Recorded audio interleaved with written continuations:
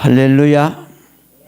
오늘 제목은 은혜로우시며 자비로우신 하나님에 대해서 말씀을 증거하려고 합니다.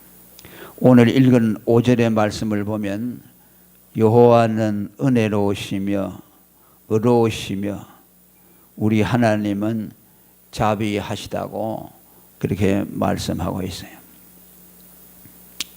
우리가 이 사실은 익히 알고 있습니다만 오늘 시편 기자는 오늘 본문의 말씀을 통해서 그 하나님의 은혜로우심과 자비로우심이 우리에게 어떻게 나타나셨는가 하는 것을 우리에게 보여줍니다. 한마디로 말하면 하나님의 은혜와 자비하심은 우리를 향한 그의 구원 경륜을 통해서 나타나 주셨습니다. 6절부터 8절까지의 내용은 하나님이 그 백성을 구원하시는 일에 대해서 말씀합니다. 다시 말하면 하나님은 우리들에 대한 구원 경륜을 통해서 하나님의 자비로우심과 은혜로우심을 나타내 주고 있습니다.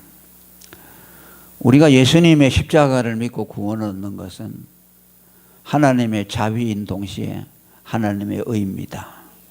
오늘도 여기 보니까 의롭다는 말이 나옵니다마는 하나님은 의로우시면서 자비로우시고 은혜롭다고 하신 말씀은 우리를 구원하시되 그 의를 우리에게 찾지 아니하시고 아들에서 찾아내셨다는 말씀입니다. 그래서 하나님은 자기의 의를 세우면서 우리들에게는 자비와 은혜를 나타내 주셨습니다. 그 6절에 보면 여호와께서는 어리석은 자를 보존하신다고 말씀합니다. 여기 보존한다는 말은 구원한다는 뜻입니다. 그 구원이라는 원어적인 의미는 보존한다는 뜻을 가지고 있습니다. 구원이라는 것은 우리를 그저 한번 구원해 놓고 그치는 것이 아니라 끝까지 그 구원을 보존해 나가신다는 그런 의미도 그 원어적인 뜻에 포함되어 있습니다. 물에 빠져 죽어가는 사람을 건져내고 그냥 너 알아서 살아가라고 하지 않고 물에서 죽어가던 사람을 건져내고 또 그 사람을 계속해서 돌보아 주신다는 겁니다. 하나님이 이스라엘 백성을 애굽에서 6월절 어린 양으로 구원하신 이후에 40년 동안 광야를 통과하고 가나안에 들어갈 때까지 끝까지 그들을 보호해 주었습니다. 그래서 마침내 가나안에 입성하도록 한 것은 하나님의 구원의 계속적인 간섭과 구원의 보존을 우리에게 말씀해 주고 있습니다. 그런데 하나님은 어떤 사람을 구원해 주는가 하니까 어리석은 자를 구원해 주시고 그 어리석은 자를 구원해 주시는 것을 통해서 하나님의 은혜로우심과 자비하심을 나타내신다는 뜻입니다. 하나님은 미련하고 어리석고 연약한 죄인들을 구원하시는 것을 통해서 하나님이 얼마나 은혜로우시고 자비로우신 분인가를 우리에게 나타내 주신다는 뜻입니다. 하나님은 스스로 돕는 자를 돕는 분이 아닙니다. 자기 힘으로서 자기를 구원하려고 하는 사람들을 돕는 분이 아닙니다. 자기 힘으로 구원하려고 할 때 좀 힘이 부족하니까 하나님이 좀 보태서 그 사람을 구원해 주는 것이 아니고 자기에게는 구원받을 능력이 없다는 것을 알고 자기의 무지와 무능함과 어리석음을 하나님 앞에 고백하고 전적으로 주님의 구원에 의존하는 그런 사람을 어리석은 사람이라고 말하고 있고 그런 사람을 하나님이 구원해 주신다는 뜻입니다. 하나님은 절대로 잘난 사람을 구원하지 않습니다. 하나님은 절대로 능력 있고 강한 사람, 지혜로운 사람을 구원하지 않습니다. 전혀 무능해서 하나님의 구원을 간절히 갈망하는 그런 사람, 자기에는 아무것도 아무런 능력도 없음을 알고 하나님의 구원에 자신을 전적으로 맡기는 사람을 구원해 주십니다. 믿음의 빈손을 내어놓는 그 사람을 하나님이 붙잡아 주십니다. 고린도전서 1장 26절에 하나님이 우리를 부르신 것을 보면 육체를 따라 지혜 있는 자가 많지 아니하고 능한 자가 많지 아니하고 문불 좋은 자가 많지 아니하다고 했습니다. 하나님은 절대로 강한 자들을 구원하지 않습니다. 세상 사람들이 볼 때에도 강한 사람들이 또 뭐 능력이 있는 사람들이 들 가운데서도 구원받는 사람들이 있죠. 그러나 그들도 가만히 보게 되면 자기들이 강하고 능력이 있지만은 하나님 앞에서는 어린아이와 같은 태도를 가진 사람들이에요. 자기는 아무것도 알지 못하고 자기에게는 아무런 능력도 없다는 것을 고백하는 그 사람들이에요. 그러니까 그 사람이 세상적으로 뭐 강하고 지혜 있고 능력이 있어도 그것이 그에게는 아무런 소용이 없다고 생각하는 사람입니다. 그런 것들이 자기에게는 아무것도 아니라고 생각하는 사람들, 전심으로 하나님을 의지하는 자를 하나님은 구원해 주시는 겁니다. 왜냐하면은 그렇게 하심으로 해서 하나님이 영광을 받으시기 때문입니다. 인간이 자기의 무능함과 전적으로 하나님을 의존하여 구원을 받을 때만 그 사람이 구원받은 이후에 온전히 하나님께 감사를 드릴 수 있어요. 내가 구원받은 것은 전적으로 하나님의 은혜입니다 라고 전심으로 하나님께 찬양과 영광을 돌릴 수 있기 때문입니다.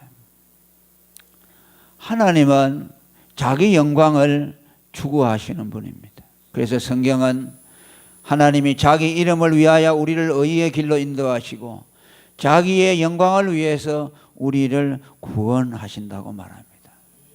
자기의 능력이 있는 사람들은 혹시 좀 자기의 힘과 더불어서 하나님의 은혜로 좀 구원을 해주면 그 사람들은 전심으로 하나님께 영광을 돌리지 않습니다. 왜? 자기도 구원에 좀 보탠 것이 있기 때문에 하나님 앞에 겸비할 수가 없는 겁니다. 그리고 그렇게 미련한 자들을 택하는 것을 통해서 그 미련한 자들을 구원하시는 것을 통해서 세상의 지혜와 능력은 구원받는데 아무 소용이 되지 않는다는 것을 주님이 우리에게 보여주시는 겁니다. 고린도전서 1장 27절에 하나님이 세상의 미련한 것들을 택하사 지혜 있는 자들을 부끄럽게 하심으로 세상의 강한 자들과 또 지혜로운 자들을 부끄럽게 하신다고 말씀합니다. 여기 세상에 강한 자와 능력 있는 자, 지혜 있는 자는 유대인들을 상징하고 미련한 자들은 이방인들을 상징합니다. 오늘도 하나님은 당신의 구원 사역을 어떤 사람을 통해 이룹니까? 세상에 약하고 무능하고 지혜가 없는 그런 자들을 전심으로 하나님을 의지하도록 만들어서 그가 그것으로 구원을 얻게 하시고 또 그런 미련한 사람들을 통해서 세상 사람들, 택한 백성들을 구원해 내는 겁니다. 하나님은 오늘도 세상의 미련한 자들, 이방인들을 통해서 구원하지 않습니까? 유대인들이 구원할 수 있습니까? 그들에게는 강하고 능력이 있기 때문에 하나님은 그들을 쓰지 않습니다. 그들을 통해서 구원 역사를 이루지 않습니다. 세상에 버림받은 이방인들, 약한 자들을 하나님이 사용하셔서 택한 백성들을 오늘도 구원하심으로 인간의 능력이 구원에 아무런 소용이 없고 인간의 지혜가 하나님의 구원에 아무런 소용이 되지 않는다는 것을 우리에게 보여주고 있습니다.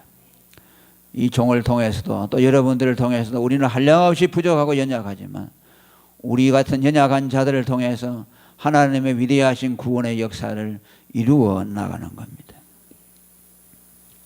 그 다음에 낫게 될 때에 나를 구원하셨다고 말씀합니다. 어리석은 자를 구원하시고 낮은 자를 구원하신다고 말합니다. 여기 낮은 자는 어떤 사람을 말합니까? 율법의 정죄를 받고 자기가 죄인임을 알고 하나님 앞에 자기를 낮추는 자를 뜻합니다. 그래서 하나님은 누구를 구원합니까? 오직 죄인만을 구원합니다. 죄인으로 낮아진 자만 구원합니다. 죄인으로 낮아지지 아니하는 사람은 하나님은 구원하는 법이 없습니다. 그래서 반드시 하나님은 사람을 율법 앞에 데리고 가서 율법 앞에서 사형 선고를 받게 하고 죄인임을 선고받게 하고 자기에게는 소망이 없다는 것을 알게 하고 그리스도께로 우리를 인도하는 겁니다. 이것을 율법의 몽학선생 역할이라고 갈라디아서 3장 24절에 말합니다. 율법이 우리를 정죄하여 우리를 절망에 빠뜨린 이후에 그리스도께로 나아가도록 만드는 겁니다. 율법을 통하지 않고는 구원자 그리스도에게로 나갈 수가 없습니다. 그 율법은 바로 인간을 여지없이 정죄하고 죄인으로 만들며 너는 사망의 저주 아래 있다고 사람들에게 선언해 줍니다. 그 선언을 받은 죄인들이 내가 어떻게 할꼬 죄인이고 사망 아래 있으니 어떻게 하여야 구원을 얻을꼬 라며 탄식할 때에 그때 저 앞에서 우리에게 손을 내미시는 그리스도의 구원의 손길을 발견하게 되는 겁니다. 율법으로 정죄받아 낮아지지 아니하는 자는 절대로 하나님이 구원하시지 않습니다. 아니, 자기 스스로 구원을 원하지 않습니다. 왜? 자기가 죄인이 아니고 구원자가 필요 없다고 생각하기 때문에 구원자 예수님께로 스스로 가지 아니하는 것입니다. 그래서 반드시 구원을 받으려면 율법의 정죄를 받아 자기가 죄인인 것을 아는 낮은 자리에 들어가야 합니다.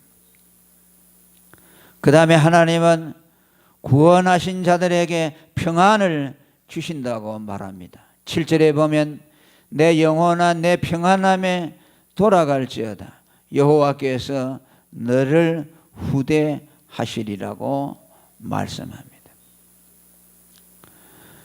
하나님은 구원하신 자에게 평안을 보장하셨습니다. 구원받아 하나님과 화목한 자에게 주어지는 하나님의 선물이 평안입니다. 그래서 구원받은 사람은 하나님의 평안을 누리고 그 평안을 소중하게 여기고 그 평안을 누리기로 작심하는 겁니다. 내 영혼아 내 평안함으로 돌아갈지어다라는 말은 내 영혼아 평안을 누리기로 내가 작정한다 하는 뜻입니다.